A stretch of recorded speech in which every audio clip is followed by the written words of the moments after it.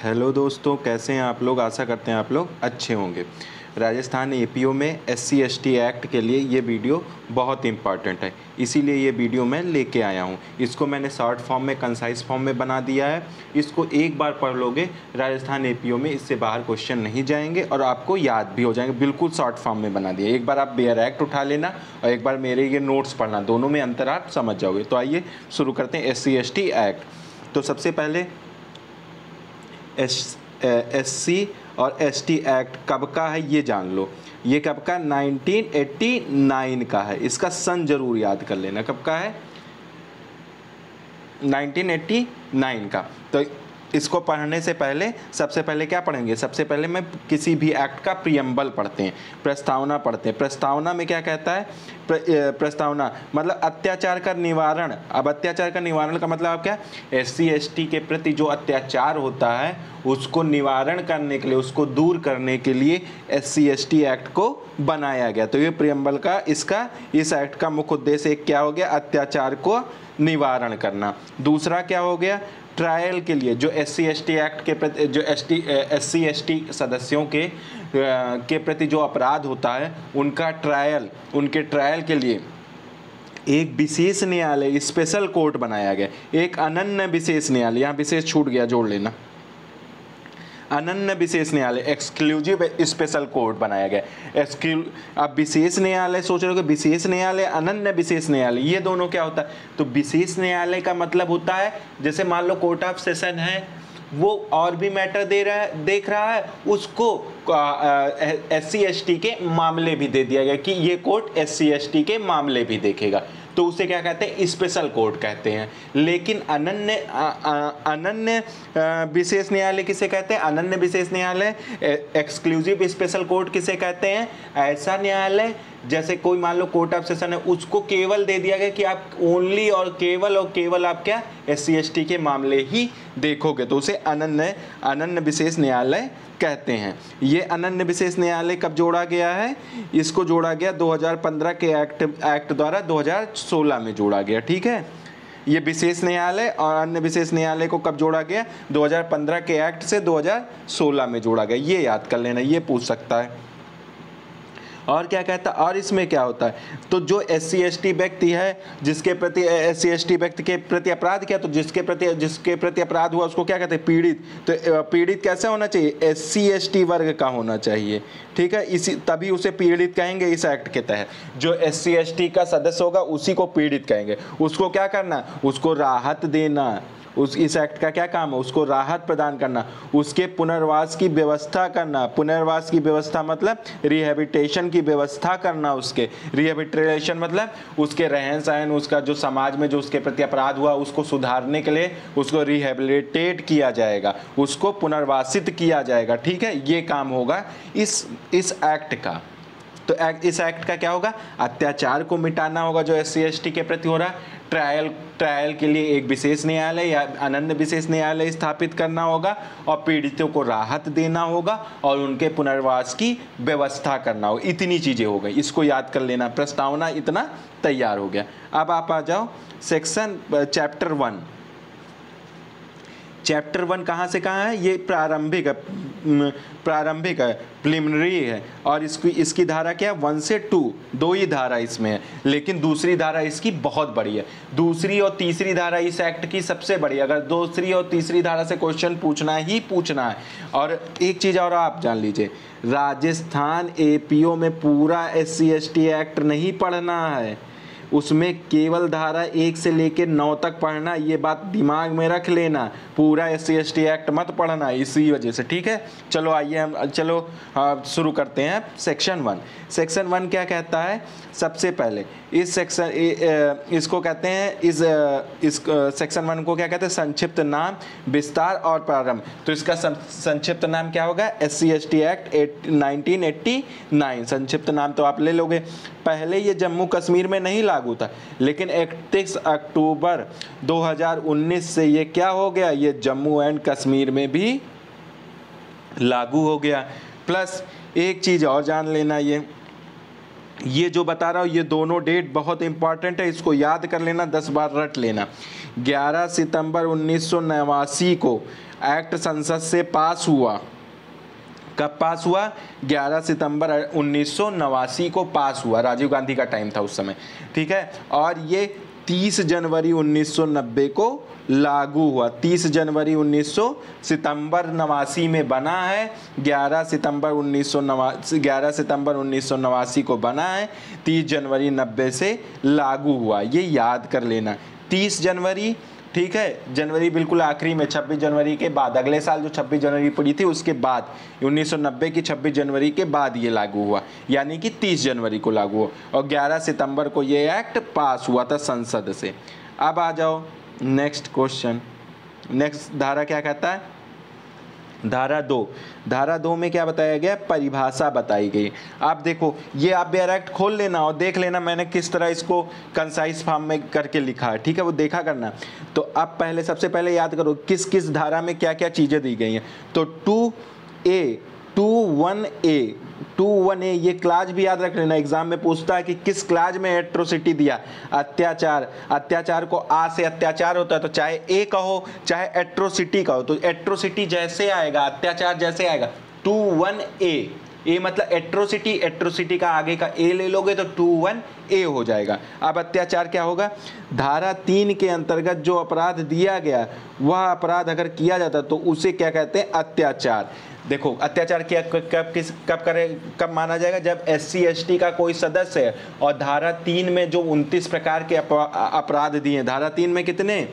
देखो एक चीज याद रख लेना, धारा 3 में पहले 14 थे, 2015 के पहले उसमें 14 थे, 2016 में 15 और अपराधों को जोड़ दिया गया, अपराधों को कुल मिलाकर 29 हो गए, ठीक है, कुल मिलाकर 29 हो गए।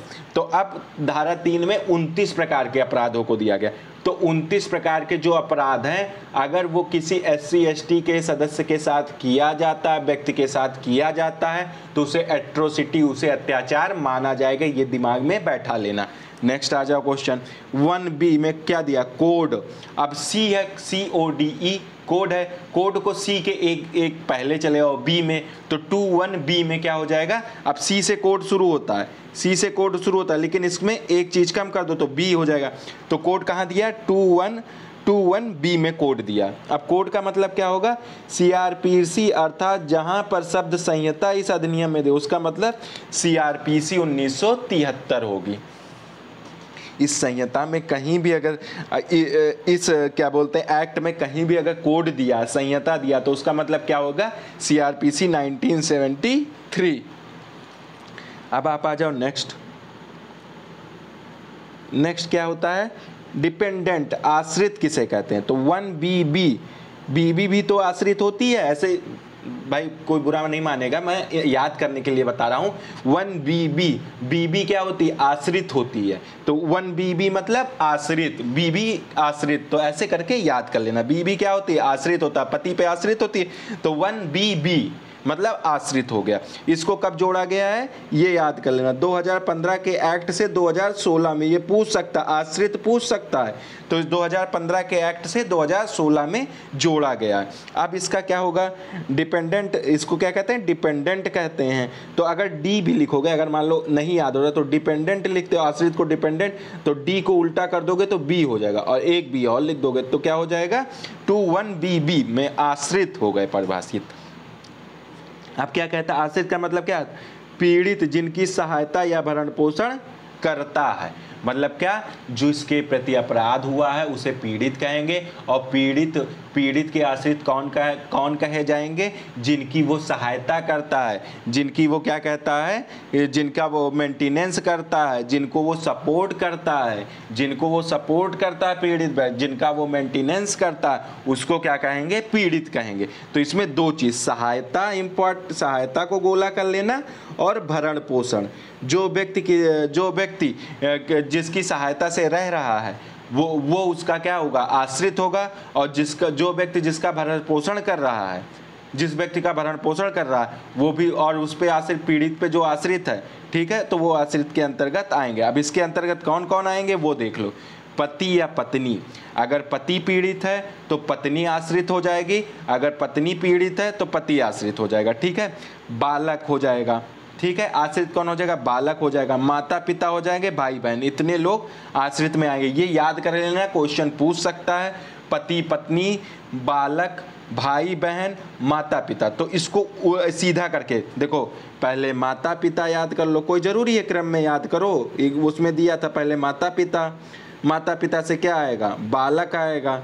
बालक से क्या होगा? भाई बहन हो जाएंगे, एक बहन भी हो सकती है, भाई बहन हो जाएंगे। भाई बहन के बाद पति पत्नी भी हो जाएंगे, ठीक है। तो इस तरह याद कर लेना, पीढ़ी से याद कर लेना।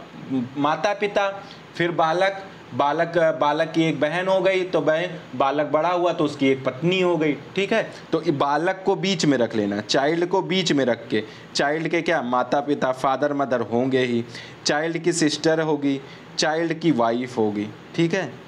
चाइल्ड मतलब बड़ा होगा बच्चा, तब उसकी वाइफ होगी। तो इतना आई होप हो गया, ठीक है। अब आ जाओ नेक्स्ट, उस पे नेक्स्ट पेज पे आ जाओ।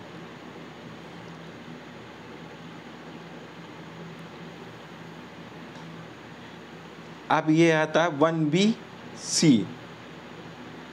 1BC, BC में क्या दिया? 121BC, मतलब धारा 2 का, क्लास 1 का, 1 का, B का, C। ये कब है? ये आर्थिक बहिष्कार। ये सब जितने सब BC और ये सब दिए हैं, BB दिए थे, ये सब 2015 के एक्ट द्वारा 2016 में जोड़े गए, ये दिमाग में रख लेना। अब इकोनॉमिक बाइकॉट किसे कहोगे? कि इकोनॉमिक बाइकॉट क्या होगा? जब SC/ST व्यक्ति को हायर करने तथा उसके साथ कारोबार करने से क्या इनकार करना। इसको बड़ा कर लेता हूँ थोड़ा, तो पढ़ने में लोगों को सही आएगा। क्या कहता है? SC/ST व्यक्ति को हायर करने मतलब अपने यहाँ काम पे रखने से मना करना तथा उसके साथ कारोबार करने से मना कर देना SC/ST के सदस्य, तो उसे क्या? उसे आर्थिक बहिष्कार कहेंगे। आर्थिक बहिष्कार यही तो हुआ कि तुम SC/ST के सदस्य हो, इस वजह से मैं तुम्हें काम पे नहीं रखूंगा, इस वजह से मैं आपके साथ कारोबार नहीं करूंगा। तो इसे क्या कहेंगे? आर्थिक बहिष्कार या इकोनॉमिक बाइकॉट कहेंगे। अब इसको कैसे? BC boycott, BC boycott, BC boycott से याद कर लोगे। बॉय से, बाई से ये ले लेना, बॉय से BOY, बाई से ये ले लेना, B ले लेना, कॉट से क्या? C ले लेना। तो इसको ऐसे याद कर लेना। B कैसे याद करोगे? BOY, बॉय कर लेना, बॉय कॉट, तो यहाँ का B ले लेना, यहाँ का C ले लेना, तो इकोनॉमिक बाइकॉट हो गया, तैयार हो जाएगा ये। तो अब इसके बाद क्या कहता है? सब क्लास 2, 1BC का सब क्लास 2 क्या कहता है? कि सेवा करने का अवसर सेवा करने के अवसर से मना करना। इस सेवा के अंतर्गत कॉन्ट्रेक्चुअल अपॉर्चुनिटी या संविदाजन अवसर भी सम्मिलित है। अब सर्विस मतलब किसी को सर्विस देने से मना कर देना कि आप SC/ST वर्ग के सदस्य हो, इस वजह से मैं आपको सर्विस पे, नौकरी पे नहीं रखूंगा। नौकरी पे नहीं, सर्विस किस आधार पे नहीं देता कि आप SC/ST वर्ग के, इस वजह से मैं आपको सर्विस पे नहीं रखूंगा। या कोई ऐसे कॉन्ट्रेक्चुअल पे है, ठीक है, अपॉर्चुनिटी है, उसमें भी अगर उनको सम्मिलित नहीं किया जाता तो उसे क्या कहेंगे? आर्थिक बाइकॉट कहेंगे, ठीक है। अब आ जाओ थर्ड पॉइंट, क्या कहता है? थर्ड कहता है सामान्यतः जिन शर्तों पर कारोबार समान तौर पर किया जाता है उस बात को, इसको बेयर एक्ट रख के देखना कितना टफ है। बेयर एक्ट मैं पढ़ा रहा हूँ ना, साथ में बेयर एक्ट भी पढ़ते चलना, दोनों में कंपैरिजन करना, मैंने इसको कितना शॉर्ट करके लिखा है। सामान्यतः जिन शर्तों पर कारोबार समान तौर पर किया जाता है उस बात को करने से मना कर देना। SC/ST वर्ग का व्यक्ति है कोई और दुकान पर, जैसे मान लो इसका उदाहरण ऐसे समझो कि आपके पास दुकान है, आप SC/ST वर्ग के नहीं हो, आपने दुकान खोली, कोई SC/ST वर्ग का व्यक्ति आता है और आप उसको क्या कहते हो? सामान देने से मना कर देते हो। क्यों सामान? क्योंकि वो SC/ST वर्ग का है, इस वजह से आप उसे सामान देने से मना कर देते हो। तो ये भी क्या कहलाएगा? इकोनॉमिक बाइकॉट कहलाएगा।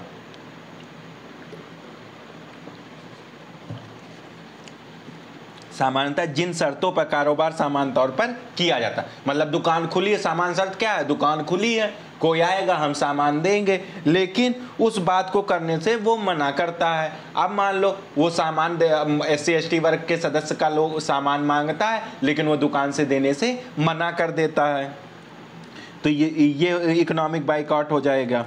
फिर नेक्स्ट क्या है, नेक्स्ट आ जाओ, नेक्स्ट क्या कहता है, SC ST व्यक्ति से रिलेशन ना रखना किसी वृत्तिक या कारोबार के संबंध में, वृत्तिक मतलब प्रोफेशनल चीज़ों में या किसी बिजनेस में SC ST व्यक्ति से कोई संबंध ही नहीं रखना हो, संबंध ही उनसे तोड़ लेना, रिलेशन ही ना रखना, ठीक है, कोई कारोबार का संबंध ही नहीं रखना, ये भी इकोनॉमिक बाइकआउट कहलाएगा, ठीक है।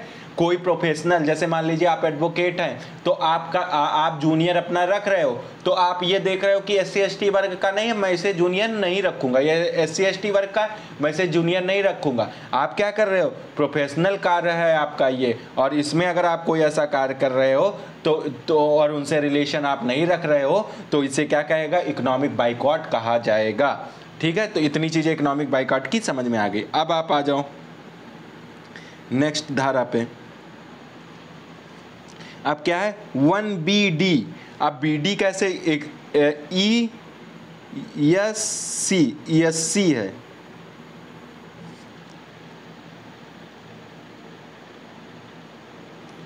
ESC है, ठीक है, स्पेशल कोर्ट है ये स्पेशल कोर्ट अनन्य विशेष न्यायालय, तो ये कहाँ दिया गया है, BD में। तो अब एक धारा तो ये रट लेना, इसका कोई वो ट्रिक नहीं बैठ रहा है, तो इसको ऐसे रट लेना BD।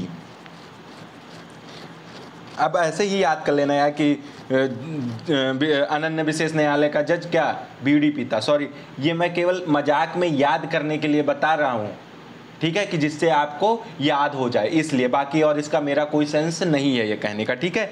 तो ये क्या है, अनन्य विशेष न्यायालय का जज क्या, अनन्य विशेष न्यायालय में लोग BD पीते हैं, ऐसे करके कुछ भी, तो BD से याद कर लोगे, ठीक है। तो इसका मतलब क्या हुआ, धारा 14(1) के अधीन स्थापित न्यायालय, धारा 14(1) के अधीन स्थापित न्यायालय, 14(1) के अधीन मतलब SC ST एक्ट की धारा 14 के क्लाज 1 के अधीन स्थापित न्यायालय को अनन्य विशेष न्यायालय कहा जाता है। ये कहाँ बताया गया, 1BD में। नेक्स्ट आ जाओ 1BE, फॉरेस्ट राइट, वन अधिकार। BE मतलब बियर होता है, बियर मतलब भालू, BE बियर बना लो इससे, बियर मतलब भालू होता है, भालू जंगल में रहता है, जंगल मतलब फॉरेस्ट राइट हो गया, बस इतना याद कर लेना। बियर से याद कर लेना, BE बियर मतलब भालू होता है, ठीक है। तो 1BE मतलब फॉरेस्ट राइट हो जाएगा। अब आ जाओ 1BF। अब 1BF हाथ से मैला उठाने वाला कर्मी, तो ये हो जाएगा मैनुअल स्कैवेंजर, ठीक है। तो इस मैनुअल स्कैवेंजर मतलब हाथ से मैला उठाने वाला व्यक्ति, तो ऐसे याद कर लो, उसका जो बॉयफ्रेंड है वो हाथ से मैला उठाता। ये सब मैं मजाक के लिए केवल याद करने के लिए बता रहा हूँ। 1BF में क्या, उसका BF कैसा है, वो हाथ से मैला उठाता, उसका BF इस टाइप का, ठीक है। तो ऐसे ही याद कर लो, बस याद करने के लिए मैं बता रहा हूँ एग्जाम में, क्योंकि बहुत सेक्शन रहेंगे, अगर आप इस तरीके से दिमाग में बैठा रहोगे तो कभी भूलोगे नहीं। 1BF हो गया। अब आ जाओ 1BG। 1BG मतलब क्या होता है, पब्लिक सर्वेंट, लोक सेवक। क्या होता है, पब्लिक सर्वेंट। BG में कौन है, BG में कौन है, बैग में कौन है, बैग में पब्लिक। BG मतलब बैग से याद कर लो, BAG बैग, इसमें A लगा दो, तो बैग में कौन है, पब्लिक सर्वेंट है, बैग में कौन है, पब्लिक सर्वेंट है। BG मतलब बैग में कौन है, पब्लिक सर्वेंट, BG मतलब बैग, बैग में पब्लिक सर्वेंट, याद हो जाएगा। अब आ जाओ BG खत्म हो गई। ये सब 2016 में जोड़ा गया है, 2016 में जोड़ा गया, ये याद कर लेना जरूर। 1C आ जाओ SC ST। SC ST का क्या अर्थ होता है, संविधान के अनुसार। अब देखो सबसे पहले एक चीज ये जानो कि इनको SC ST वर्ग में क्या बताया गया, कहाँ, संविधान के अनुसार। कहाँ इनको परिभाषित किया गया, तो परिभाषा खंड याद करो 366 में, सॉरी परिभाषा खंड 366 में है ना संविधान में, उसी की धारा 24 में SC है, सब क्लास 24 में SC है, और उसी के सब क्लास 25 में ST है। तो अब इसी के साथ मैं कुछ चीज़ें और इंक्लूड कर दे रहा हूँ जो वहाँ एक्ट में नहीं, वहाँ नहीं दिए, लेकिन आपको उसकी जानकारी होनी चाहिए। आर्टिकल 338 में एससी आयोग की स्थापना होती है, ये याद कर लेना, ठीक है। और धारा 338A में एसटी आयोग की स्थापना होती है। एसटी आयोग की स्थापना किस में होती है? धारा 338 में। 341 में एससी की घोषणा कौन? राष्ट्रपति करेगा। एससी की घोषणा कौन? घोषणा किस धारा के तहत की जाती है? एससी की घोषणा किस धारा के तहत की जाती है? 341 के तहत एससी की घोषणा की जाती है। 342 को एसटी की घोषणा की जाती है जो राष्ट्रपति करता है। तो आई होप इतनी चीजें आपको समझ में आ गई होंगी। तो एससी एसटी कहां दिया? सी में दिया। एससी एसटी सी से याद कर लेना। एससी एसटी, तो अब 1C है तो एससी हो जाएगा और एसटी हो जाएगा। ऐसे करके कुछ भी बना के याद करो, जैसे आपको याद हो जाए, बस दिमाग में पड़ा रहना चाहिए। अब बीजी जैसे आपसे पूछेंगे तो बैग याद आएगा, तो बैग में क्या हो जाएगा? लोक सेवक हो जाएगा। बी अब क्या हो जाएगा? महिला उठाने वाला हो जाएगा। तो ये चीजें कोरिलेट होंगी, याद हो जाएंगे, आपको कभी नहीं भूलोगे। फॉरेस्ट का कैसे हो जाएगा? बियर था, भालू था, तो बीई में क्या है? फॉरेस्ट राइट दिया हुआ। तो इस तरीके से याद कर लेना। अब आपको क्या एट्रोसिटी पढ़ाया था, तो ए एट्रोसिटी से तैयार होता, तो 21A में एट्रोसिटी हो जाएगा। अब कोड कहाँ दिया है? कोड COD, कोड से शुरू होता था, तो वो कहाँ? सी को पहले क्या आता? बी आता, तो 21B में क्या हो जाएगा? कोड हो जाएगा। अब याद आ जाओ। फिर डिपेंडेंट में क्या था? बीबी डिपेंडेंट होती है, तो 21BB में क्या हो जाएगा? डिपेंडेंट आश्रित। आश्रित कौन होता है? बीबी होती है, तो बीबी से आश्रित याद। तो इतनी सेक्शन याद हो गए। अब आ जाओ, नेक्स्ट आ जाओ। नेक्स्ट क्या कहता है? 21D में क्या है? 21D में क्या है? विशेष न्यायालय। 21D में विशेष न्यायालय, स्पेशल कोर्ट दिया गया है। 21D में क्या दिया गया है? Special court. स्पेशल कोर्ट की परिभाषा डी में, तो यानी कि स्पेशल है और डी है, तो इसका कुछ नहीं, ये भी याद कर लेना भाई, ठीक है। इसका कुछ नहीं बन रहा। 1D एक सेक्शन तो याद कर सकते हो। 1D में स्पेशल कोर्ट दिए। धारा 14 के अंतर्गत किसी भी सेशन न्यायालय को क्या बनाया जाता है? कोर्ट ऑफ सेशन को ही विशेष न्यायालय बनाया जाता है। ये बात याद रख लेना। कोर्ट ऑफ सेशन को ही विशेष, धारा 14 के अंतर्गत कोर्ट ऑफ सेशन को ही विशेष न्यायालय बनाया जाता है। अब आ जाओ 1E में कौन है? विशेष लोक अभियोजक है। स्पेशल पब्लिक प्रोसिक्यूटर, ईटर, किसी से भी याद कर लो। ई में विशेष लोक अभियोजक ई में है। ई में क्या है? ए भी याद कर लेना भाई, इसका भी कुछ नहीं बन रहा है, तो ए भी याद कर लेना। विशेष लोक अभियोजक, कुछ तो सेक्शन याद करोगे, बाकी सारी चीज का। तो ये कौन है? धारा 15। धारा 14 में विशेष न्यायालय, धारा 15 में क्या होता है? विशेष लोक अभियोजक कौन होगा? जो 7 वर्ष तक अधिवक्ता के रूप में कार्य किया हो। ये कहाँ बताया गया? धारा 15 में बताया गया है। अब आ जाओ, इसमें कुछ नहीं, ये समाप्त हो गया। आप लोग कहेंगे तो इसकी PDF मैं सेंड कर दूंगा।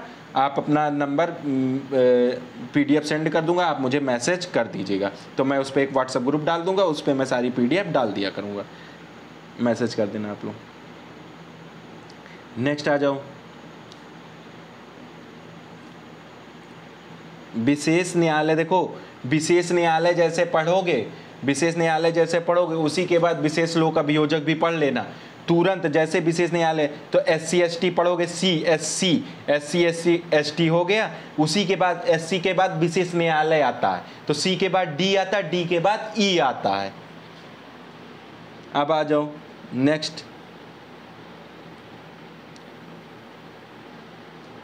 क्या है? अनुसूची। तो EA में अनुसूची, SC ST एक्ट की अनुसूची ही कहा जाएगा। इसको पूछता नहीं है, तो वैसे EA में याद कर लेना। अब ED में क्या कहता है? सामाजिक बहिष्कार। इकोनॉमिक सोशल वाला कहाँ पढ़े थे? इकोनॉमिक बाइकॉट कहाँ पढ़े थे? बाइकॉट B और कॉट C, BC में पढ़े थे। बाइकॉट से याद करो, B पहला ले लेना, कॉट C ले लेना, तो B बाई सी कॉट हो जाएगा। ठीक है, तो बाइकॉट कहाँ पढ़े थे? बीसी में पढ़े थे। अब क्या करना? सोशल बाइकॉट, सोशल बाइकॉट यानी कि सामाजिक बहिष्कार। तो बी तो इसमें बाइकॉट का पहला बी रहेगा ही भाई, इसमें बी रहेगा। बाई ई, तो ई आगे कर दो, इसमें बी ई हो जाएगा।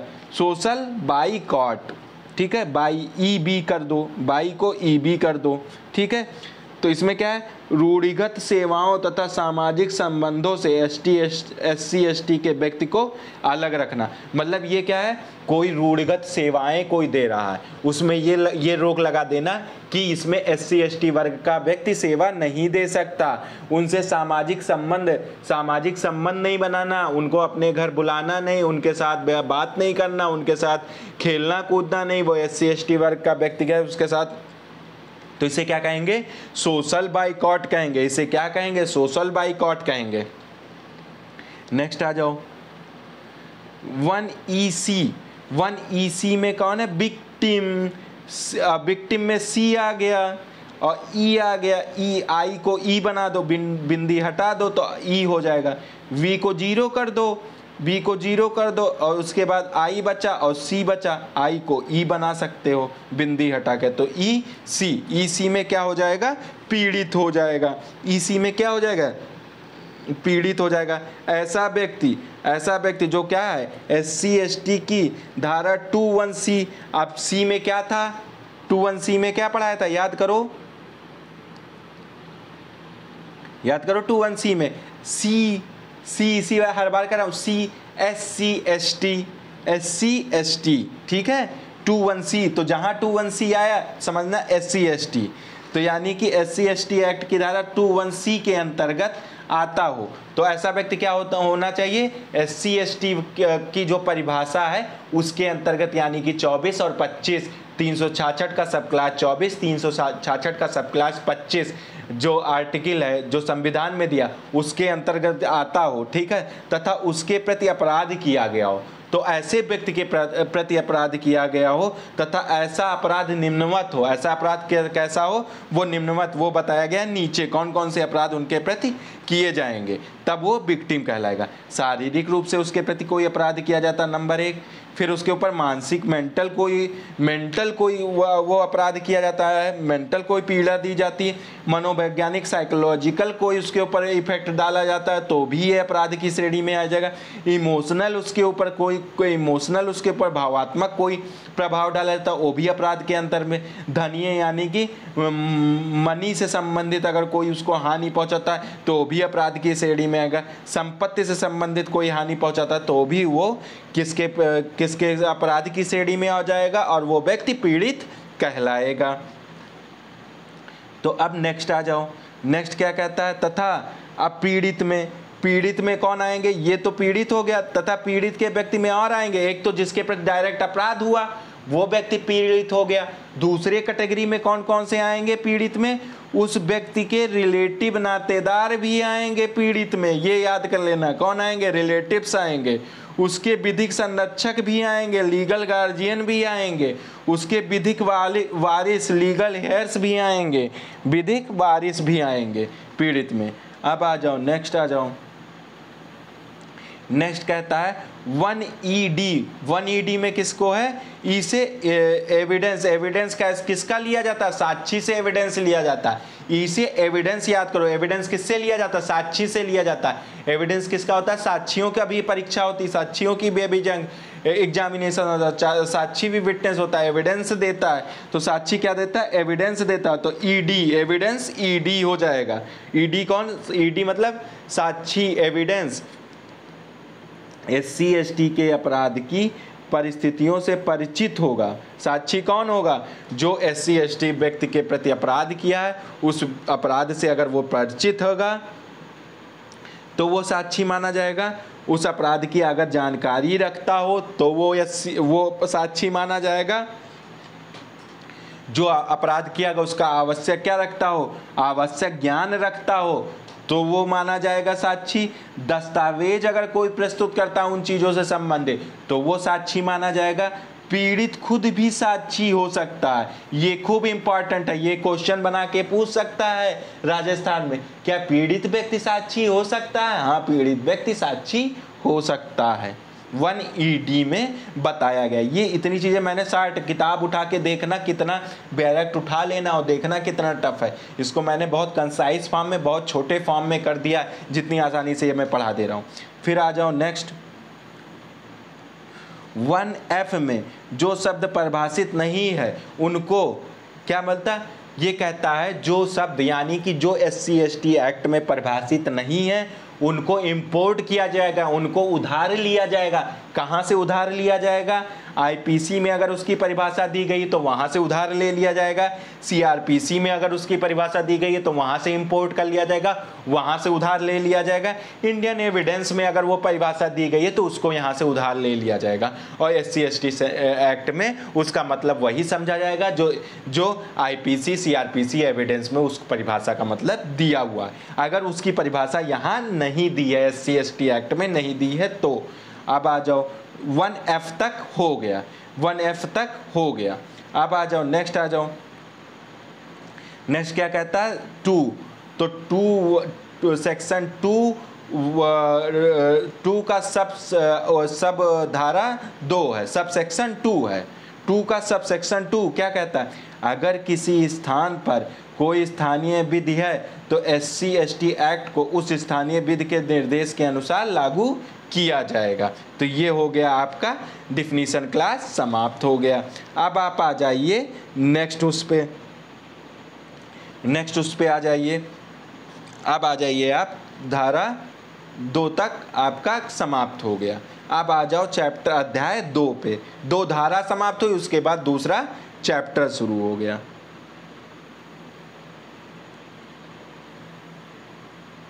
ये भाई ये धारा सबसे बड़ी धारा है।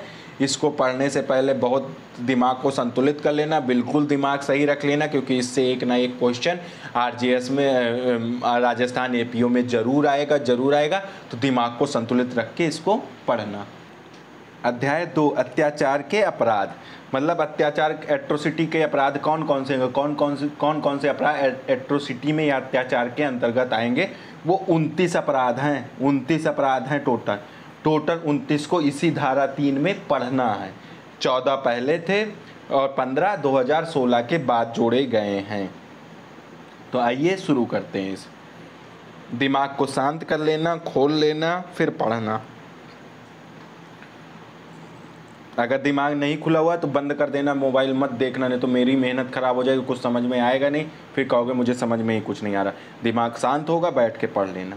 धारा 3 का सब सेक्शन 1 क्या कहता है? अत्याचार में निम्नलिखित कार्य आएंगे तथा वे ऐसे व्यक्तियों द्वारा किए जाते हैं जो SC/ST का सदस्य नहीं है। सबसे पहले ये याद कर लेना, अत्याचार इस एक्ट में एट्रोसिटी तभी माना जाएगा जब अपराध ऐसे व्यक्ति के प्रति किया जा रहा है जो SC/ST वर्ग का होना चाहिए। ठीक है, ये हमेशा दिमाग में बैठा लेना, तभी वो अपराध अत्याचार की श्रेणी में आएगा। अब आ जाओ, क्या किया जाता है उनके साथ? SC/ST वर्ग के सदस्य को क्या किया जाता है? उनको गंदा पदार्थ खाने या पीने के लिए मजबूर किया जाता है। तो ये किसके? ये अत्याचार में आएगा। उनको गंदा पदार्थ खाने के लिए, जो खाने योग्य नहीं है वो ज़बरदस्ती उनको करना, उनको पीने के लिए मजबूर, गंदा पानी, गंदी चीज़ें, ठीक है, कोई भी चीज़ मतलब घृणात्मक पदार्थ, मतलब जिससे आपके मतलब घृणा होती हो, उनके मुख में ज़बरदस्ती डाल देना। ठीक है, उनको मैला कुचला, मतलब मैले ढोने के लिए मजबूर करना। ठीक है, ये सब इसमें आएगा। ठीक है, फिर आ जाओ दूसरा। बहुत ज़्यादा है तो मेरा सारा डिटेल में पढ़ाने का तो बहुत लंबा हो जाएगा, लेकिन एग्जाम पॉइंट ऑफ व्यू से मैं थोड़ा जल्दी इसे पढ़ा दूंगा। ठीक है, फिर आ जाओ गंदा पदार्थ प्रवेश द्वार पर इकट्ठा करना। क्या SC/ST वर्ग के सदस्य के क्या घर के आगे या जहाँ से वो प्रवेश करते हैं या जिस गली से वो आते जाते हैं वहाँ क्या करना? कूड़ा कचरा गंदगी डाल देना, वो भी अत्याचार में ही आएगा। फिर दूसरा क्या है? अपमानित या क्षुब्ध करने के लिए गंदा पदार्थ पड़ोस में इकट्ठा कर लेना। मतलब ये जाहिर कर देना कि ये SC/ST वर्ग का घर है, तो उसको अपमानित, उसको शुद्ध की ये लोग गंदगी में रहते ही हैं, तो यहाँ गंदगी डाल दो। गंदगी डाल के उनको अपमानित करना, उनको शुद्ध करना भी क्या है, वो भी किसके, वो भी अत्याचार की श्रेणी में आएगा। फिर उसके बाद डी आ जाओ, जूतों की माला पहना के, नंगा करके, घोड़े पे गधे पे बैठा के पूरे शहर में घुमाना, अर्धनग्न करना भी इसके अंतर्गत आएगा, वो भी एट्रोसिटी के अंतर्गत आएगा। और ये सब कौन, SC/ST वर्ग के सदस्यों के साथ किया जा रहा हो। फिर मानव गरिमा के विरुद्ध कार्य किया जाए। मानव गरिमा के विरुद्ध कार्य क्या किया जाए, इसके अंतर्गत जैसे उनका मुंह छटवा देना, उनका बाल छिलवा देना, उनका कपड़े उतरवा देना, बलपूर्वक उनका चेहरे पे काली स्याही पोत देना, ये सब क्या होगा, उनकी मानव गरिमा को ठेस पहुंचाएगा। अगर मानव गरिमा के विरुद्ध कोई कार्य किया जाता है तो वो भी अत्याचार की श्रेणी में आएगा। ई हो गया। अब आ जाओ F आ जाओ। F क्या कहता है, भूमि को गलत तरीके से ऑक्युपाई करेगा या उस पर खेती करेगा या आंतरित कर लेगा। मतलब SC/ST वर्ग के सदस्यों की कोई भूमि है, उसको गलत तरीके से अपने पोजीशन में ले लेगा, या गलत तरीके से उस पर खेती करेगा, या गलत तरीके से वो अपने नाम ट्रांसफर करा लेगा, वो भी क्या, अत्याचार की श्रेणी में आएगा।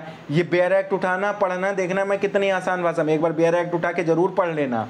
फिर आ जाओ, जी क्या कहता है, जी कहता है गलत तरीके से भूमि या परिसर से हटाना या जल या सिंचाई या वन आदि अधिकारों से बाधा डालना या फसल या उत्पाद नष्ट कर लेना। मतलब गलत तरीके से क्या, गलत तरीके से उनको भूमि से या उनके आवास से उनको बाहर निकाल देना, ठीक है, उनको जल या सिंचाई की चीज़ों का यूज ही नहीं करने देना, वन अधिकारों का प्रयोग ही नहीं करने देना, बाधा डालना उन चीज़ों में, फसल अगर SC/ST वर्ग ने कोई फायदा किया तो उनको वन नष्ट कर देना। ये सब किसकी श्रेणी में आएगा, अत्याचार की श्रेणी में आएगा। नेक्स्ट क्या है,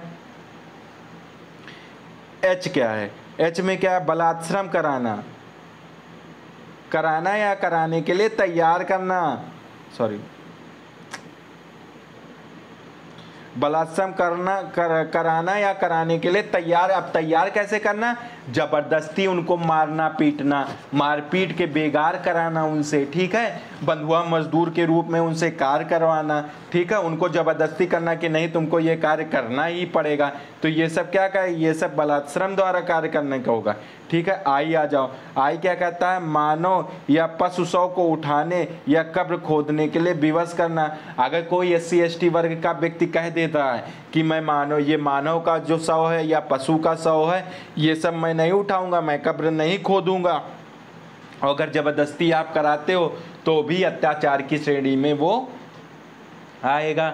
फिर जे में क्या, ये छूट गया था, मैं बढ़ाया हूँ बाद में, ठीक है, दिखाई नहीं दे रहा होगा तो थोड़ा इसे बड़ा कर देता हूँ, ठीक है, ये देखो, बस इससे बड़ा अब नहीं होगा, ये इससे ज़्यादा जूम नहीं होगा। ये क्या कहता है, जे में क्या कहता है, हाथ से सफाई करने के लिए मजबूर करना। तो BF वाले में जो बताए नहीं थे, हाथ से मैला उठाना, ठीक है, वही वाला है, हाथ से क्या करना, हाथ से सफाई करने के लिए। अब मशीनें आ गई हैं, अब जितने लोग सफाई कर्मी हैं उनको मशीनें दिया जाता हाथ से उठाने के लिए। अब नहीं कोई वो है, अब कोई ये नहीं कि कोई हाथ से उठाएगा मैला, ठीक है, तो हाथ से मैला और सफाई करने के लिए अगर मजबूर किया जाता तो भी अत्याचार की श्रेणी में आएगा। अब देखो, किसी भी SC/ST वर्ग की महिला को देवदासी के रूप में उपयोग में लाना, ठीक है, कि किसकी, SC/ST वर्ग की महिला को क्या, देवदासी के रूप में प्रयोग में लाना, कि उस स्त्री को कहना कि देवी मूर्ति या पात्र को क्या करना, उनको पूजा या धर्म स्थान पर या धार्मिक क्या करना, उनको मानना कि ये देवदासी हैं, उनका देवदासी के रूप में उपयोग करना, भी देवदासी के रूप में भी उपयोग करना, के में है ये, ठीक है, वो भी क्या, अत्याचार की श्रेणी में आएगा। नेक्स्ट आ जाओ, यल में क्या है, एल में 3 पार्ट में बांटा है, एल को 3 पार्ट में बांटा है। 3 पार्ट में पहला क्या कहता है कि मतदान के मजबूर करना या धमकाना, मतदान करने को मजबूर करना कि तुम मेरे पक्ष में मतदान करो, मजबूर कर देना, या धमकाना कि तुम मतदान ना करो, ठीक है, या तो किसी विशेष व्यक्ति के पक्ष में मतदान करने के लिए मजबूर करना या धमकाना कि तुम मतदान ना करो, तो भी अत्याचार की श्रेणी में आएगा। नॉमिनेशन ही फाइल नहीं करने देना, नॉमिनेशन ही फाइल नहीं करने देना, वो भी अत्याचार की श्रेणी में आ जाएगा। नॉमिनेशन के लिए प्रस्तावक या समर्थन नहीं करने देना, मान लो जैसे नॉमिनेशन फाइल होता है, उसमें कुछ प्रस्तावक होते हैं, कुछ समर्थक होते हैं, ठीक है, उसमें अगर वो कोई SC ST वर्ग का व्यक्ति बनना चाह रहा हो, उसमें आप बाधा डाल लें, तो भी आप क्या हो जाएगा, आप क्या अत्याचार, एट्रोसिटी का अपराध माना जाएगा। फिर उसके बाद क्या है,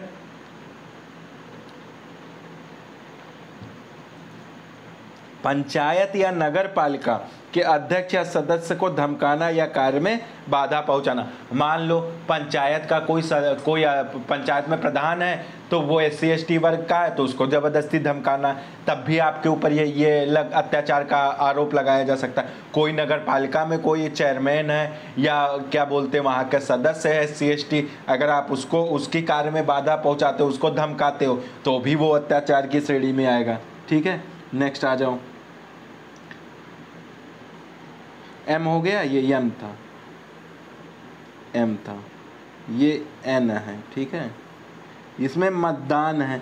मतदान के बाद क्या करना, अगर मतदान हो गया तो मतदान के बाद उपाहति, गौर उपाहति या हमला करेगा। क्या करेगा, जैसे मतदान कर दिया, उसने कहा कि मेरे पक्ष में मतदान, उसके पक्ष में मतदान नहीं किया, उसको मारेगा, पीटेगा, उसके साथ खूब हमला करेगा उस पर, तो वो भी क्या अत्याचार की श्रेणी में आएगा। सामाजिक या आर्थिक बहिष्कार करेगा, ये कहेगा कि ये मतदान मेरे पक्ष में नहीं, तो इसको समाज से बाहर निकाल दो, इसका कोई सामान ना खरीदो, इसको कोई सामान ना दो, तो भी क्या सामाजिक और आर्थिक बहिष्कार करेगा। फिर क्या होगा, सरकारी सेवा से वंचित करना। अब मान लो कोई प्रधान चुन लिया गया जनरल, और वो SC ST वर्ग को कहेगा कि तुमने मुझे वोट नहीं दिया है, तो भी ये क्या अत्याचार की श्रेणी में आएगा। नेक्स्ट आ जाओ।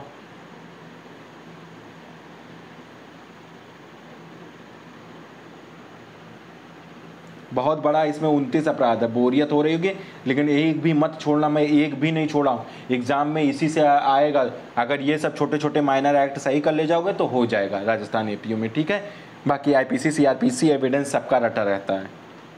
हिंदी सही कर लेना, अंग्रेजी सही कर लेना और माइनर सही कर लेना, तो हो जाएगा PT आराम से। ठीक है, माइनर में धीरे धीरे ले आऊँगा।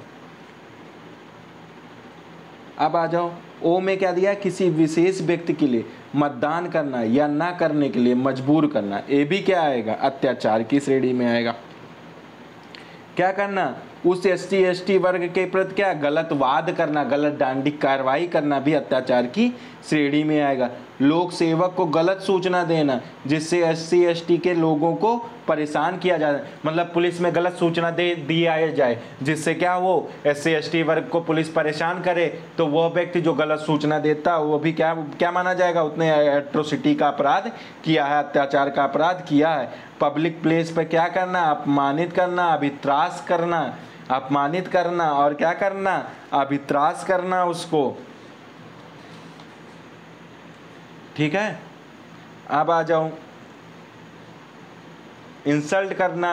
ठीक है, अपमानित कर देना, इंसल्ट कर देना, ह्यूमिलेट कर देना उसको, ये सब चीज़ें आ जाएंगे, इंसल्ट करना, ह्यूमिलेट करना।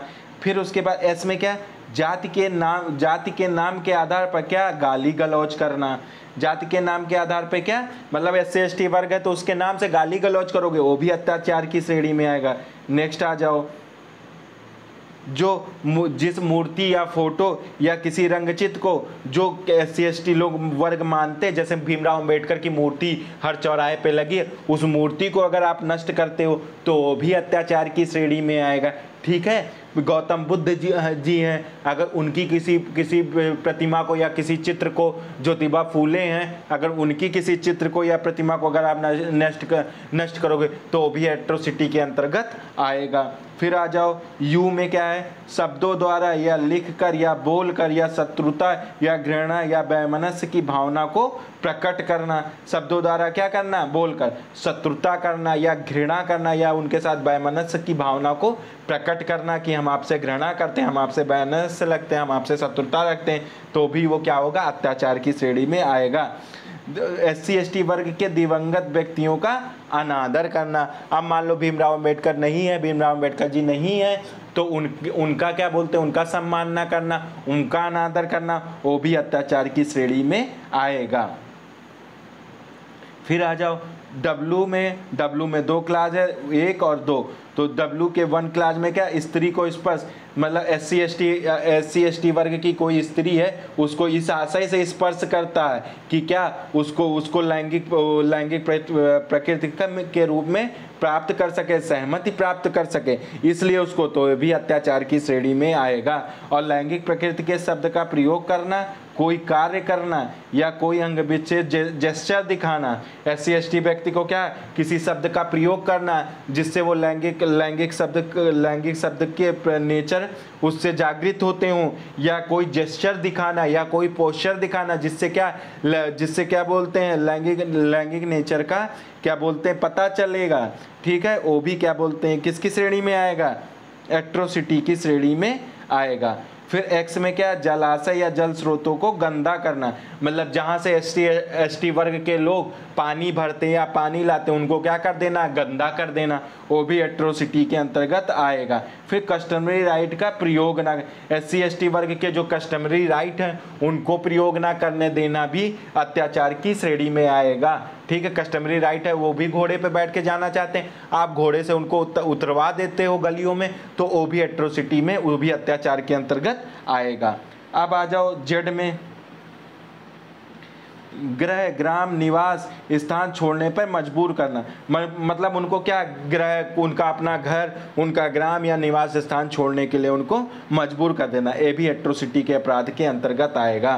फिर आ जाओ ZA का क्लास फर्स्ट क्या कहता है, सार्वजनिक चीज़ों को प्रयोग करने में बाधा डालना या उनसे निवारित रखना। क्या बोलते हैं, सार्वजनिक चीज़ों का उपयोग ही न करने या उनके पहुंच तक ही न पहुंचने देना, बाधा डालना कि SC ST वर्ग का लोग ये प्रयोग ना कर सकें, वो भी अत्याचार की श्रेणी में आएगा। शोभा यात्रा घोड़े पर बैठने न देना, देखो यहाँ स्पेसिफाई कर दिया, इस टाइप का अपराध बहुत होता था, इस वजह से इसको जोड़ दिया गया। शोभा यात्रा या घोड़े पे बैठना ही ना देना SC ST वर्ग के लोगों को, तो ये भी क्या हो जाएगा, ये भी एट्रोसिटी का अपराध हो जाए। पूजा स्थल यानी कि मंदिरों में प्रवेश ना करने देना, ये भी एट्रोसिटी का अपराध हो जाएगा। फिर क्या हो जाएगा, चौथा, पब्लिक प्लेस या पब्लिक प्रॉपर्टी का प्रयोग ना करने देना, ये कह देना कि आप SC ST वर्ग के हैं, इस वजह से आप पब्लिक प्लेस का या पब्लिक प्रॉपर्टी का प्रयोग नहीं कर सकते, तो ये भी क्या, एट्रोसिटी अत्याचार के अपराध के अंतर्गत आएगा। फिर आ जाओ पांचवा, किसी व्यवसाय आदि चीज़ों में जो सुविधा आम लोगों को मिलती है उसका SC ST को ना देना, मतलब कोई ऐसी चीज़ें जो क्या आम लोगों के लिए हैं, आम लोगों के मतलब पूरे जनमानस के लिए, लेकिन उनको ये कह के मना कर देना कि आप SC ST वर्ग, जैसे मान लो कोटे में चावल मिलता है तो वो सभी वर्गों के लिए है, आप कोटे में आप चावल लेने जा रहे हो, कोटे वाला कह रहा है आप SC ST वर्ग के हो, मैं आपको चावल नहीं दूंगा, जनरल वालों को दे रहा, OBC वालों को दे रहा है, तो क्या होगा, ये माना जाएगा कि आपने एट्रोसिटी, उस कोटे वाले ने एट्रोसिटी का अपराध किया है। अब नेक्स्ट आ जाओ, क्या कहता है, जादू टोना डाइन होने के आधार पर शारीरिक या मानसिक यात्रा देना, ये कह देना कि SC ST वर्ग के लोग जादू टोना करते हैं, डायन होती हैं औरतें SC ST वर्ग की, और इन आधार पे क्या, शारीरिक और मानसिक उनको बाल पकड़ के मारना, यंत्रणा देना, सब कुछ करना, ये सब क्या आ जाएगा ZB में, ये भी क्या अत्याचार की श्रेणी में आएगा। ZC में क्या, सामाजिक या आर्थिक बहिष्कार करने के, SC ST वर्ग को कहेगा सामाजिक बहिष्कार या आर्थिक बहिष्कार, बाइकआउट करने का वो कह देगा, धमकी देगा, तो वो भी एट्रोसिटी के अपराध के अंतर्गत आएगा। नेक्स्ट आ जाओ, इस प्रकार ये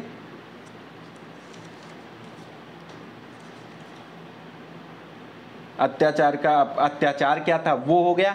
अब इन अत्याचारों के लिए पनिशमेंट क्या होगा वो यहाँ दिया है, पनिशमेंट भी इसी में दिया है। इसके दूसरे क्लास में इसके नीचे इन अपराधों के लिए और स्पेशल कुछ चीज़ों के लिए पनिशमेंट दिया, वो मैं एक साथ लेके आया हूँ। ठीक है, वो भी आप लोग पढ़ लेना, देख लेना। देखो पहले इन अपराधों के लिए क्या होगा, 6 मंथ से लेके 5 साल की सज़ा हो सकती है और जुर्माना। जो 29 प्रकार के अपराध करेंगे उनको कितना, कम से कम 6 माह की सज़ा होगी और अधिक से अधिक 5 वर्ष की सज़ा होगी। ये 29 प्रकार के अपराधों के लिए पनिशमेंट है। ये कहाँ दिया है, धारा 3 की उपधारा 1 के सबसे आखिरी में ये पनिशमेंट दिया है। अब धारा 3 की उपधारा 2 में कुछ सजाएं और दी गई हैं, वो भी हम लोग पढ़ लेते हैं। क्या दिया है, नंबर 1, मिथ्या साक्ष्य देना या गढ़ेगा जिससे क्या SC/ST वर्ग को के व्यक्ति को क्या हो, मृत्युदंड से दंडनीय होना संभाव्य हो। कि इस तरह मिथ्या साक्ष्य दिया है या मिथ्या साक्ष्य गढ़ा है जिससे SC/ST वर्ग को क्या मृत्युदंड होने की संभावना हो, कि उसको मृत्युदंड हो सकता है। तो क्या होगा, तो उस स्थिति में जिस व्यक्ति ने ऐसा काम किया है उसको दंड कितना, आजीवन कारावास प्लस जुर्माना देना होगा। संभाव्य है, अभी हुआ नहीं है, संभाव्य है, तो आजीवन कारावास और फाइन देनी पड़ेगी। यदि फांसी हो जाती है, यदि फांसी हो जाती है तब क्या होगा, तो दंड मृत्युदंड होगा। क्या होगा, डेथ सेंटेंस होगा। ये याद कर लेना। नेक्स्ट आ जाओ।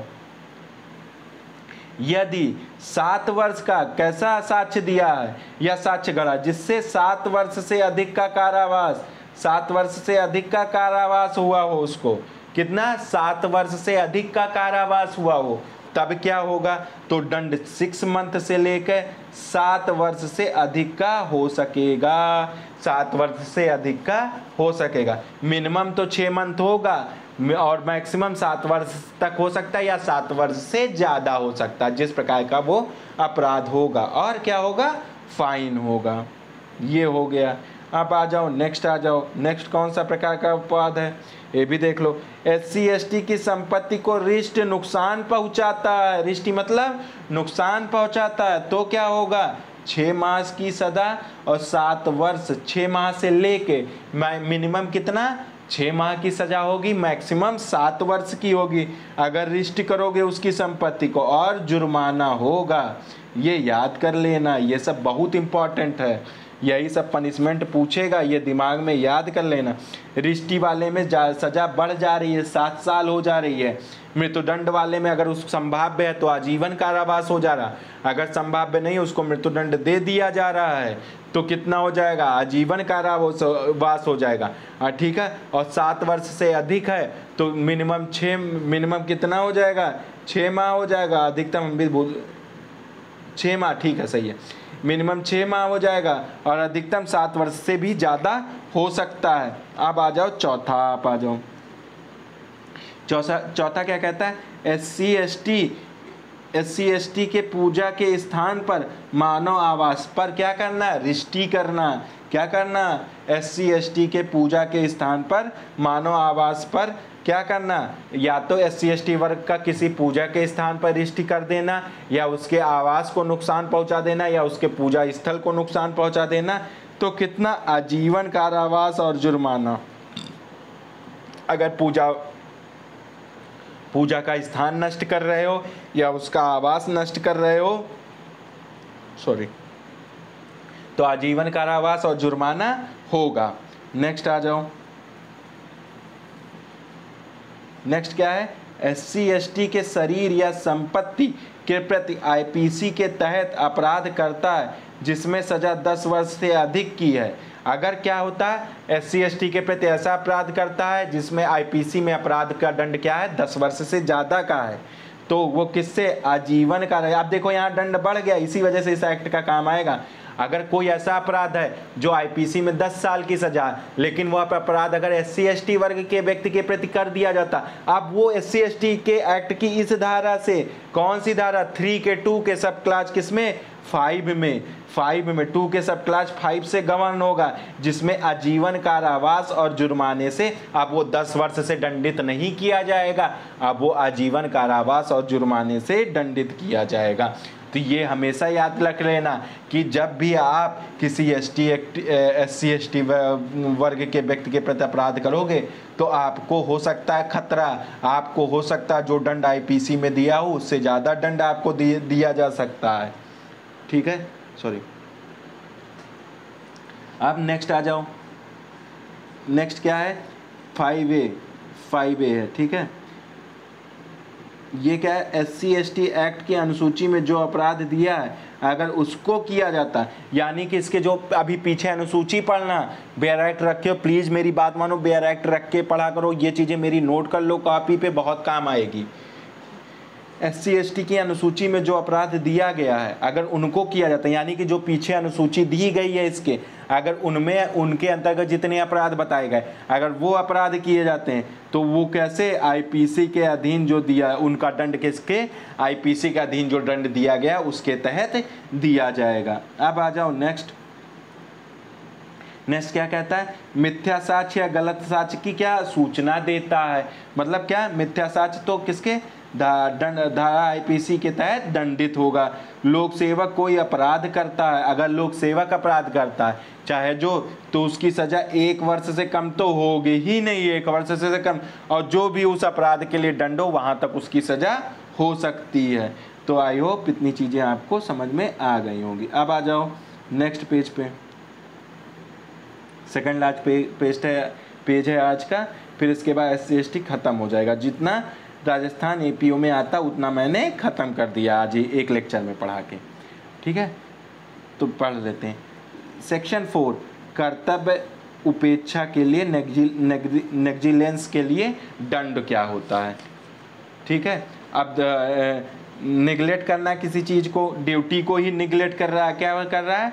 ड्यूटी को निगलेक्ट कर रहा है। अब निगलेक्ट कर रहा है तो कोई लोक सेवक है क्या होता है, इस अधिनियम के नियम का पालन नहीं करता है और जानबूझकर पालन नहीं करता है, क्या करता है इस एक्ट के नियम का, तो उस लोक सेवक को क्या कम से कम 6 माह की, हर जगह कम से कम 6, तो कम से कम वाला छोड़ ही दो, जहाँ भी आएगा कम से कम 6 मार देना। 1 वर्ष तक का क्या हो सकता है, सजा हो सकती है।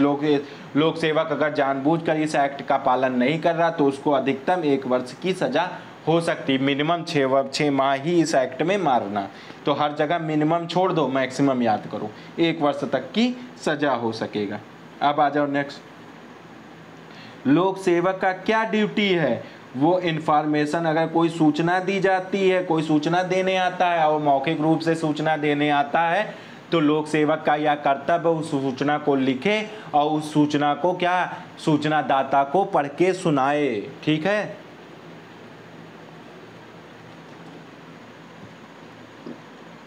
और क्या करें? FIR कंप्लेंट को रजिस्टर करेगा। लोक सेवक का यह कर्तव्य है कि FIR और कंप्लेंट को रजिस्टर करे, उसको मना ना करे। ठीक है, ये उसकी ड्यूटी, और ये ड्यूटी से डिनाई करेगा तो उसको कम से कम 6 माह की, अधिकतम 1 वर्ष तक की सजा हो जाएगी अगर वो FIR और कंप्लेंट लिखने से मना करता है। फिर आ जाओ, इन्फॉर्मेशन की कॉपी देना, जो सूचना उसने दर्ज कराई है उसकी पीड़ित व्यक्ति को कॉपी देना, ये भी लोक सेवक का कर्तव्य है। और लोक सेवक का क्या कर्तव्य है कि पीड़ित तथा साक्षी के स्टेटमेंट को, उनके बयान को दर्ज करना, पीड़ित या साक्षी के बयान को दर्ज करना, ये लोक सेवक का कर्तव्य है। और क्या कर्तव्य है? लोक सेवक जो चार्जशीट तैयार करेगा वो 60 दिन के अंदर, ये खूब इंपॉर्टेंट एग्जाम में पूछ सकता है कि लोक सेवक कितने दिन के SC ST के एक्ट के प्रति अगर अपराध किया गया तो कितने दिन के अंदर चार्जशीट फाइल करेगा? 60 दिन के अंदर। और अगर नहीं करता है तो कारण अभिलिखित करना पड़ेगा, अगर नहीं करता है तो क्या करना पड़ेगा? कारण अभिलिखित करना पड़ेगा। अब आ जाओ नेक्स्ट क्या है? जो डॉक्यूमेंट है या इलेक्ट्रॉनिक रिकॉर्ड है उनको क्या करना? करेक्टली प्रिपेयर करना, सही तरीके से उनको तैयार करना। करेक्टली प्रिपेयर करना मतलब उनको सही तरीके से डॉक्यूमेंट को रखना, उनको सही तरीके से फ्रेम करना। ठीक है, जो डॉक्यूमेंट है उनका ट्रांसलेट सही, अगर ये सब गलत ढंग से कर रहे हो तो भी आपको पनिशमेंट इसी धारा के तहत मिलेगी। ठीक है, अब आ जाओ धारा 4, लोक सेवक वाला कौन सा है? 4 का है, इसी के तहत दंडित, 3 और 4 दंड है दोनों। अब जी में क्या कहता है, जी में कहता है नियमों का पालन करना लोक सेवक द्वारा। लोक सेवक का क्या कर्तव्य, नियमों का पालन करना। परंतु अगर नियमों का पालन नहीं करता तो पहले क्या एडमिनिस्ट्रेटिव इंक्वायरी होगी।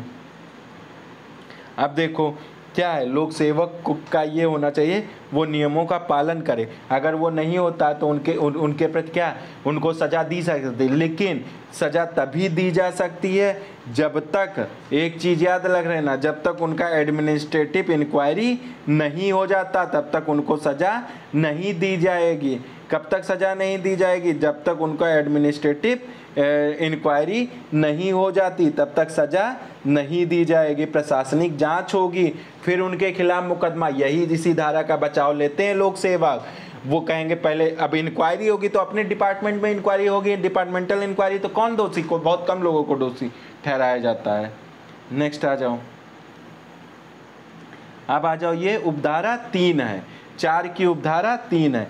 लोक सेवक का कर्तव्य है कि अवहेलना हो तो क्या, वो कर्तव्य की, लोक सेवक के कर्तव्य की अवहेलना हो तो क्या होगा, संज्ञान लेगा। कौन लेगा, लोक कर्तव्य की कर्तव्य अगर अवहेलना करता है तो सीधे कॉग्निजेंस कौन ले सकता है, विशेष न्यायालय या अनन्य विशेष न्यायालय जो क्षेत्र का है सीधे संज्ञान लेगा, सीधे संज्ञान। अब इसमें विशेष न्यायालय में कोर्ट ऑफ सेशन आता है तो ये बात जान लो, सीधे कोर्ट ऑफ सेशन संज्ञान ले सकता है। और क्या कर सकता है, दंडिक कार्रवाई के लिए निर्देश दे सकता है कोर्ट ऑफ सेशन।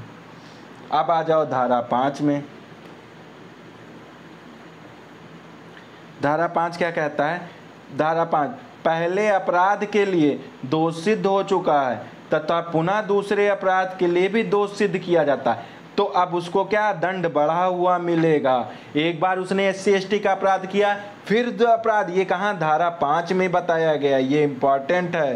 धारा 5 में इनहांस पनिशमेंट यानी कि बढ़ा हुआ पूर्व दोष सिद्धि का सिद्धांत। इसको एक चीज भूल गया मैं, पूर्व दोष सिद्धि का सिद्धांत है ये, पूर्व दोष सिद्धि का क्या है, सिद्धांत है ये। पूर्व दोष सिद्धि का क्या है, सिद्धांत है धारा 5। इसमें क्या है, अगर एक बार आपने अपराध किया फिर दोबारा अपराध कर रहे हैं तो दंड आपको बढ़ा हुआ मिलेगा। अब दंड क्या होगा, अब दंड चाहे जो अपराध हो 1 वर्ष से कम तो होगा ही नहीं। बढ़े हुए दंड में 6 महीना नहीं होगा, कम से कम अब 1 वर्ष होगा। 1 वर्ष से कम दंडित नहीं किया जाएगा, 1 वर्ष से कम दंडित नहीं किया जाएगा। किंतु जो उस अपराध के लिए लंबित तो अधिकतम कितना दंड दिया जा सकता है, जो उस अपराध के लिए उपबंधित हो उतना दंड दिया जा सकता है। अब आ जाओ नेक्स्ट पेज पे, आज के लास्ट पेज पे। इसी के साथ आपका SC/ST एक्ट एक लेक्चर में मैं समाप्त कर दिया, बस समाप्त होने वाला है। आप देख लो क्या कहता है। धारा 6 कहता है कि भारतीय दंड संहिता के कतिपय उपबंधों का लागू होना। IPC के क्या क्या चीज़, IPC का चैप्टर 3, 4, 5, 5A, 23, ये याद कर लेना, यही सीधे पूछता, बहुत इंपॉर्टेंट है, सीधे यही पूछेगा कौन सा चैप्टर IPC का लागू, 3, 4, 5A, 5A के बाद सीधे 23 पे चले जाना, ठीक है। 3, 4, 5, 5A और 23, 3 है ही है, 2 आ जाएगा आगे। और कौन से सेक्शन 34 और 149 भी लागू होते हैं, ये सब SC/ST एक्ट पर लागू होते हैं, ये इंपॉर्टेंट है। नेक्स्ट आ जाओ, धारा 7, कतिपय व्यक्तियों की संपत्ति का संप्रहण करना। कुछ व्यक्तियों की क्या होना, संपत्ति को जब्त कर लेना। कैसे, ऐसे व्यक्ति जिसका प्रयोग अपराध में किया गया, ऐसे संपत्ति जिसका प्रयोग अपराध में किया गया है। कुछ व्यक्तियों की संपत्ति कर दे तो ऐसा संपत्ति है जो क्या SC/ST के प्रति अपराध किया गया, उसमें उनका उपयोग किया गया, तो उनको क्या कर लेगी सरकार, फॉरफिटेड कर लेगी, संप्रहित कर लेगी, जब्त कर लेगी। कौन कर लेगी, सरकार कर लेगी। ये देखो इतना पावर है भैया, संपत्ति ही जब्त कर लेगी आपकी, फॉरफिटेड कर लेगी।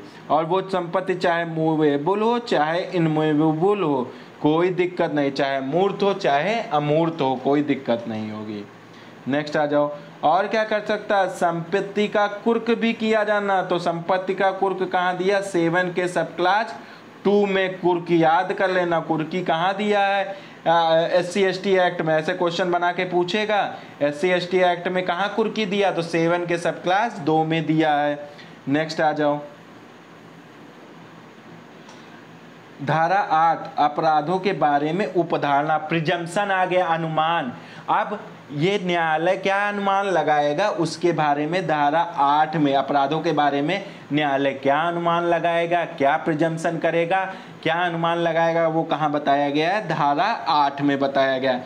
धारा 8 में बताया गया कि वित्तीय सहायता दिया गया SC/ST के प्रति अपराध करने का। अगर कोई व्यक्ति किसी व्यक्ति को वित्तीय या पैसा देता है कि तुम SC/ST व्यक्ति के प्रति अपराध कर दो, तो न्यायालय या मानेगा या अनुमान लगा लेगा। सेल्फ प्रिज्यूम है ये सब सेल्फ प्रिज्यूम है, याद रख लेना, सेल्फ प्रिज्यूम है।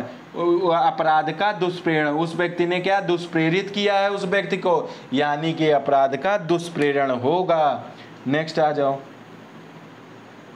क्या कहता है, कई व्यक्तियों ने मिलकर धारा 3 का अपराध किया है, मतलब SC/ST के व्यक्ति के प्रति कई व्यक्तियों ने मिलकर उन धारा 3 में जो 29 अपराध हैं वो किए हैं, उनमें से एक या कई अपराध किए हैं, तो न्यायालय या उपधारणा करेगा, ये भी सेल्फ प्रिज्यूम है, ये न्यायालय या उपधारणा करेगा कि यह सामान्य आशय से किया गया था, सामान्य, इसी वजह से 34 और 149 लिखा वहाँ पे, ये पकड़ना, यहाँ से पकड़ना, सामान्य उद्देश्य से के द्वारा यह अपराध किया गया था। ठीक है, सामान्य उद्देश्य और सामान्य आशय से वह कार्य किया गया था। अभियुक्त को पीड़ित की जाति या व्यक्तिगत ज्ञान रखता है, तो न्यायालय अब पीड़ित इस चीज़ का पीड़ित अभियुक्त इस चीज़ का बचाव नहीं लेगा कि मैं पीड़ित की जाति नहीं जानता था, मैं पीड़ित की जाति के बारे में मुझे नॉलेज नहीं था, इस चीज़ का इस चीज़ का वो सहारा नहीं लेगा। न्यायालय अनुमान लगाएगा कि जो व्यक्ति अपराध कर रहा था वो जानता था कि यह व्यक्ति SC/ST वर्ग का है। आप इस चीज़ का बचाव नहीं ले सकते कि सर मैं नहीं जानता था कि यह SC/ST वर्ग का व्यक्ति है। ये देखो कितनी खतरनाक सब चीज़ें हैं, बहुत प्रोटेक्शन दिया गया है, लेकिन इस प्रोटेक्शन को सही ढंग से समाज में लागू नहीं किया जा रहा है। अब आ जाओ, नेक्स्ट आ जाओ, धारा 9।